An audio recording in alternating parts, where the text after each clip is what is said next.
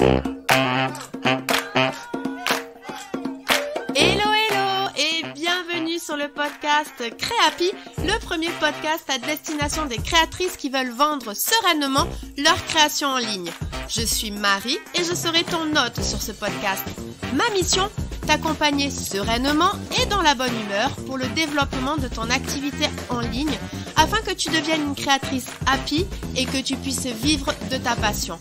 Communication en ligne, réseaux sociaux, boutique en ligne, organisation, stratégie de vente, tous les meilleurs conseils te seront donnés et décryptés. Alors, installe-toi confortablement et c'est parti pour l'épisode du jour. Hello et je suis ravie de te retrouver dans le 23e épisode de Créapi. Je suis trop contente de me retrouver dans tes oreilles après cette pause estivale de 2 mois. J'espère que tu auras passé de belles vacances, que tu as fait le plein d'énergie pour cette deuxième partie de l'année, que ce soit tant au niveau professionnel que personnel. De mon côté, même si j'ai pris quelques jours à droite à gauche, je n'ai pas chômé. J'ai lancé de nombreux chantiers puisque j'ai lancé ma chaîne YouTube, un compte Pinterest, j'ai repris les newsletters et j'ai même commencé à me lancer sur TikTok. Mais bon, je ne suis pas là pour te parler de ça aujourd'hui. Après, si ça t'intéresse de me suivre sur ces plateformes, tu trouveras tous les liens dans les notes de l'épisode. Je voulais aussi te dire que j'avais également retravaillé sur le planning de contenu du podcast et je vais avoir plein de conseils et d'astuces à te partager pour cette fin d'année. Il y aura toujours un épisode par semaine, que je sois seule ou accompagnée, et je vais avoir des invités au top. Bref, j'ai trop hâte de te partager tout ça.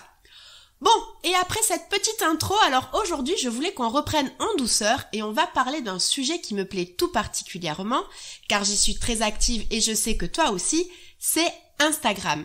Et je voulais te partager un petit récap de ce qui s'était passé sur Instagram cet été, car il y a eu de nombreuses annonces et de débats, et donc je voulais te résumer ce qu'il y avait à retenir. Et pour ça, je vais te reprendre un rapide contexte qui va être résumé par cette simple phrase: Instagram veut copier TikTok. Voilà, c'est dit. Mais en fait, donc Meta, le groupe qui détient Facebook et Instagram, voit que TikTok possède de plus en plus d'utilisateurs, que les marques sont de plus en plus nombreuses à y aller, à y faire de la publicité, et donc Meta voit ses parts de marché complètement diminuer. Donc, ils ont eu la bonne ou mauvaise idée de copier TikTok. Ce qui explique que premièrement, les reels, bref, on les appelle comme on a envie, qui est donc le format vidéo vertical qui est donc complètement copié à 200% de TikTok, on voit aujourd'hui que ce format prend de plus en plus de place sur Instagram. On le voit déjà car l'ancien format vidéo d'Instagram, enfin le format long des vidéos Instagram, les IGTV, n'existe plus. On voit que les réels sont largement mis en avant puisqu'il y a un onglet dédié aux réels quand on arrive sur l'application. On en voit de plus en plus dans nos fils d'actualité, dans l'Explorer, bref, on en voit de partout. Et aujourd'hui, toutes les vidéos, même les anciens petits formats, sont aujourd'hui un format Reel. Et deuxièmement, au début de l'été, Instagram a voulu passer notre gentil fil d'actualité en plein écran, c'est-à-dire comme sur l'interface que l'on a des Reels aujourd'hui, c'est-à-dire qu'on avait une publication par scroll complet de l'écran.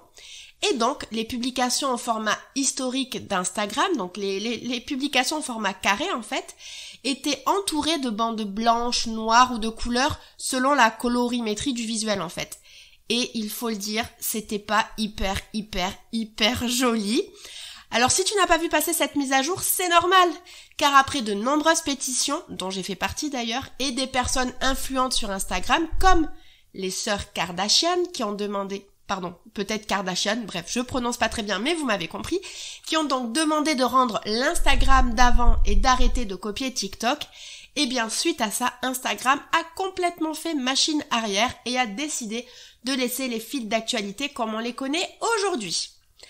Alors, qu'est-ce que tu dois retenir de tout ça? Alors premièrement, oui, la vidéo verticale prend de plus en plus de place, donc idéalement, ça peut être intéressant que tu en prévois de manière régulière dans ta stratégie de contenu, mais, les publications sont loin d'être mortes. De mon côté, j'ai continué cet été de publier des posts et j'ai eu de très très beaux résultats. J'ai d'ailleurs même eu des posts qui ont fait plus d'impression que certaines de mes reels et surtout, j'ai réussi à obtenir des abonnés qui se sont du coup abonnés à mon compte grâce à mes posts. Donc les posts ne sont pas morts du tout. Et deuxièmement, côté format de contenu, même si Instagram est revenu en arrière et que le format carré est encore valable, on ne sait jamais ce qu'il va se passer. C'est pour cette raison que je te conseillerais de partir sur le format portrait, c'est-à-dire 4/5 ou 1080 par 1350 pixels si tu travailles sur Canva. Même si tu travailles sur Canva, tu peux aller chercher aujourd'hui publication Instagram normale, donc là c'est du carré, ou tu as aussi publication Instagram portrait. Voilà. Et alors pourquoi du coup je te conseille d'utiliser ce format portrait? Parce que déjà c'est un format qui est déjà utilisé sur Instagram, il est déjà présent et il fonctionne assez bien, car en fait il prend un petit peu plus de place sur les écrans que le format carré, donc il y a des résultats qui sont censés être quand même meilleurs. Alors moi je vais être honnête, j'ai pas forcément vu de différence, mais en tout cas au moins si tu commences à être prête avec ce format portrait, s'il décide de passer le fil d'actualité en plein écran, eh bien voilà, tu seras déjà prête. Et en plus, si tu travailles sur Canva et que tu as la version pro, c'est assez facile à faire, tu peux redimensionner directement ta planche de travail en 1080 par 1350 sans avoir tout à refaire. Après, en ce qui concerne tes photos, tu peux aussi prendre des photos avec ton appareil photo de ton téléphone en 3/4 qui se rapproche finalement le plus du 4/5, ou prendre tes photos comme d'habitude et venir les recadrer à ce moment-là sur Canva. Dans les deux cas, que ce soit un visuel ou une photo, pour que ce soit harmonieux dans ton feed Instagram qui lui est toujours au format carré, ah, la joie des formats Insta. Bref, il faudra que tu sois vigilante à ce que le contenu principal du visuel ou de ta photo soit bien centré au milieu, du coup, de ta création Canva.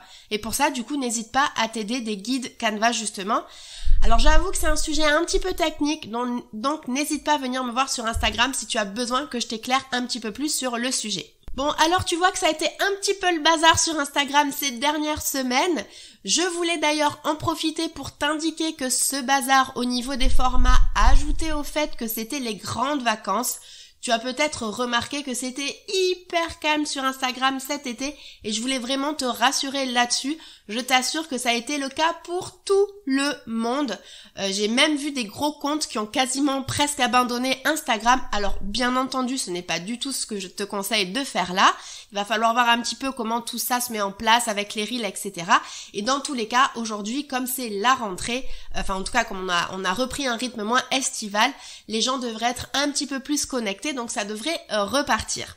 Du coup, écoute, on arrive presque à la fin de l'épisode, et donc, qui était assez court du coup, mais du coup, ce que je te conseille, et pour résumer donc l'épisode, c'est premièrement, essaie d'inclure quand même des reels dans ta stratégie de contenu, même s'il faut que tu commences qu'une fois par mois, c'est déjà pas mal. Si tu ne te sens pas à l'aise avec le format, je ferai un épisode dédié vraiment à créer des reels, comment aller au-delà de la peur, qu'est-ce qu'on peut faire pour qu'on soit vraiment à l'aise avec ce format-là.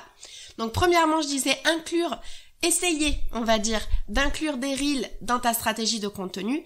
Et deuxièmement, ça, par contre, tu peux le faire maintenant tout de suite, c'est partir sur le format vertical pour tes photos et tes publications. Et si tout ça te paraît un peu flou, ça te déstabilise un peu et que justement tu as un petit peu du mal à voir comment tout mettre en place ou voir de quoi tu pourrais parler même sur ton compte Instagram suite à ces changements, je prévois un atelier qui démarre la semaine prochaine à un prix promotionnel. Alors je t'invite, si ça t'intéresse, à t'abonner à ma newsletter. Tu auras le lien dans les notes de l'épisode et tu recevras toutes les informations au sujet de cet atelier. Voilà, écoute, nous sommes arrivés à la fin de ce court épisode. J'aime bien aussi ces petits formats, je te l'avais dit, on repart en douceur. Et si tu as trouvé l'épisode intéressant et que tu souhaites soutenir le podcast et moi-même par la même occasion, n'hésite pas à laisser un 5 étoiles sur ta plateforme de podcast sur laquelle tu m'écoutes ou à t'y abonner. C'est une petite action pour toi mais qui me fait à chaque fois énormément plaisir et me motive encore plus à faire grandir ce podcast. Donc merci par avance. D'ici là, je te souhaite une bonne journée, soirée, nuit, selon quand tu m'écoutes et je te dis à la semaine prochaine. Salut!